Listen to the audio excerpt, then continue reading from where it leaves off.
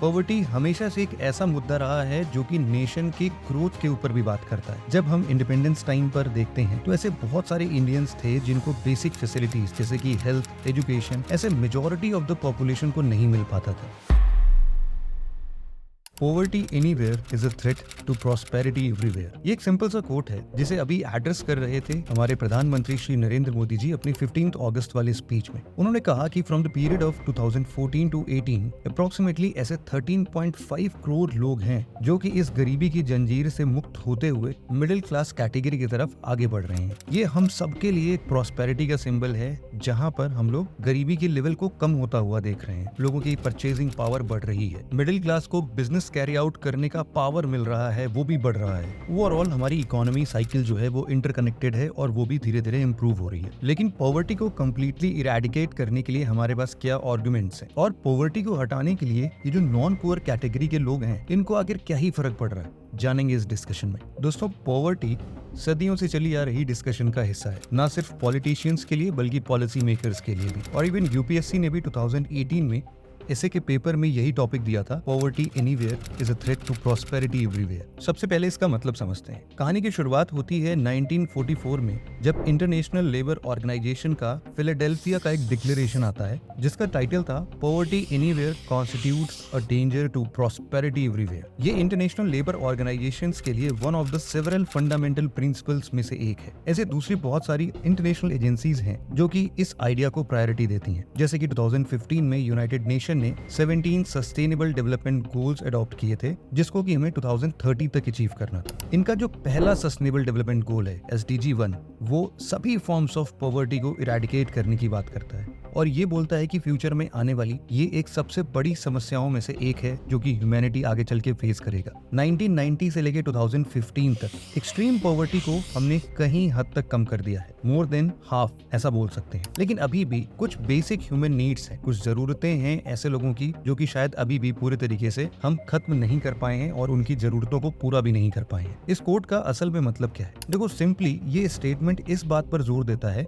कि poverty reduction अपने आप में सोसाइटी का एकमात्र गोल नहीं है। इस पॉवर्टी को इरेडिकेट किस तरीके से करते हैं ये भी बहुत जरूरी है समझना, और इसे जब तक हम पूरे तरीके से इरेडिकेट नहीं करते हैं तब तक हम लोग पॉवर्टी का कॉम्प्लेक्स नेचर नहीं समझ पाएंगे। इंडिया जैसी डेवलपिंग कंट्री के लिए पॉवर्टी हमेशा से एक ऐसा मुद्दा रहा है जो कि नेशन के ग्रोथ के ऊपर भी बात करता है। जब हम इंडिपेंडेंस टाइम पर देखते हैं तो ऐसे बहुत सारे इंडियंस थे जिनको बेसिक फैसिलिटीज जैसे कि हेल्थ, एजुकेशन ऐसे मेजॉरिटी ऑफ द पॉपुलेशन को नहीं मिल पाता था। उनकी प्रोडक्टिविटी बहुत कम होती थी और वो कहीं ना कहीं एक्सट्रीम पॉवर्टी का इंटेंस पेन झेलते थे। लेकिन जैसे जैसे सभी सेक्टर्स में एडवांसमेंट होते गए, हमारी इकोनॉमी रिवाइव हुई, पब्लिक सेक्टर डेवलप हुआ, ऐसे बहुत सारे इंडिकेटर्स हमें इस बात का इशारा देते हैं कि इन सभी एडवांसमेंट्स के साथ साथ मिलियंस लोग ऐसे होंगे जिनको इनका फायदा हुआ है, और शायद ये केस पूरे वर्ल्ड वाइड पर भी लागू होता है। लेकिन अभी तक हम लोग जिस हिसाब से पॉवर्टी के सिवियरिटी को देख रहे थे, उससे हम लोगों ने ये रियलाइज तो जरूर से कर लिया है कि पॉवर्टी का मतलब सिर्फ इतना नहीं है कि एक इंसान एक दिन में कितनी कमाई करता है। ट्रेडिशनली पॉवर्टी को मेजर करने के लिए गवर्नमेंट ने ऐसे बहुत सारे रूल्स बनाए हैं जिसमें वो लोग डेली वेजेस की बात करते हैं, साथ ही एक पर्सन कितना कैलोरीज कंज्यूम करता है इसके ऊपर भी चर्चा होती है। लेकिन हम सबको ये पता चलना चाहिए कि पॉवर्टी आज के टाइम पर इन दो कैटेगरीज में सिर्फ डिफाइन होके नहीं रहनी चाहिए। ये कुछ मल्टी डायमेंशनल टाइप में अंडरस्टैंडिंग डेवलप करने से ही समझ में आएगी। पॉवर्टी बहुत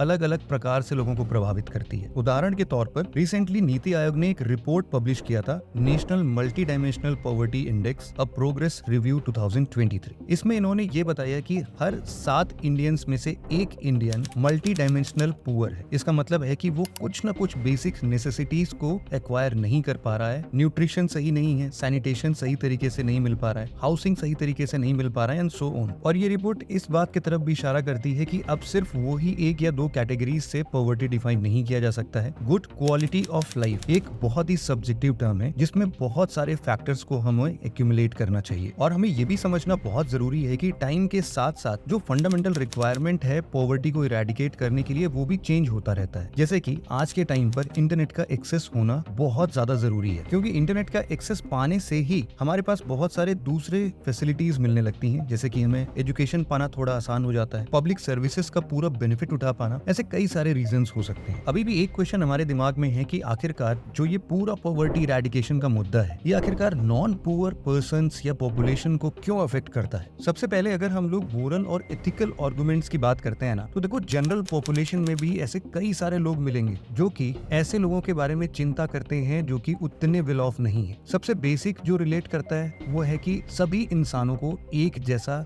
ट्रीटमेंट मिलना चाहिए। जो भी उनकी नीड है ना सेल्फ एक्चुअलाइज करने के लिए, वो उनको मिलना ही चाहिए। और कहीं ना कहीं हम सबको ये पता है कि पॉवर्टी इस पोटेंशियल को रोकता है। फॉर एग्जाम्पल, तुगलकाबाद में एक बस आती है और वो बस किसी को एक जगह से दूसरे जगह ले नहीं जाती है, बल्कि वहां पर आके स्लम एरिया में रह रहे एक बस में लगभग 50 उन बच्चों को पढ़ाती है जिनके माता पिता कहीं ना कहीं पास वाले लैंडफिल में स्कैवेंजिंग का काम करते हैं। तो ये कहीं ना कहीं एक पोटेंशियल देने की बात कर रही है, एक ऐसा प्लेटफॉर्म देने की बात कर रही है जो आगे चल के इन लोगों को एक समान रूप से देखने की बात करता है। दूसरी तरफ यूटिलिटेरियन आर्गुमेंट, जिसका मतलब है कि हम लोग सोसाइटी के जनरल हैप्पीनेस में जितना ज्यादा इस चीज को मैक्सिमाइज कर सकते हैं उस तरफ फोकस करते हैं। और एक ऐसा देश जहां पर लोग ज्यादा वेल ऑफ हैं, हेल्दी हैं, सोसाइटी में एक्टिवली पार्टिसिपेट कर रहे हैं, तो जायज सी बात है उनके लिविंग स्टैंडर्ड्स धीरे धीरे ही सही लेकिन राइज होंगे ही, प्रॉस्पेरिटी आना तय है। तीसरे तरफ इकोनॉमिक आर्गुमेंट्स की अगर हम बात करते हैं, जो कि हमारे प्रधानमंत्री भी सजेस्ट कर रहे थे, जब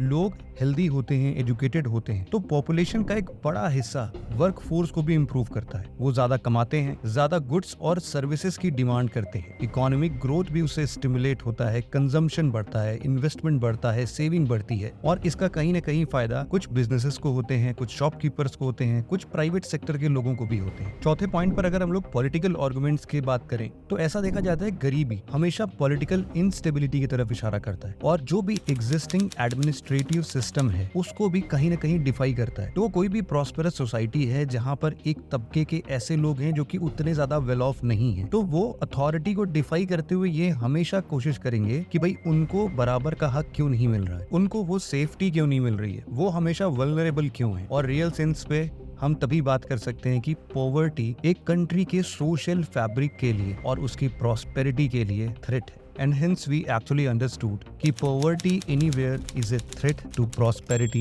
everywhere.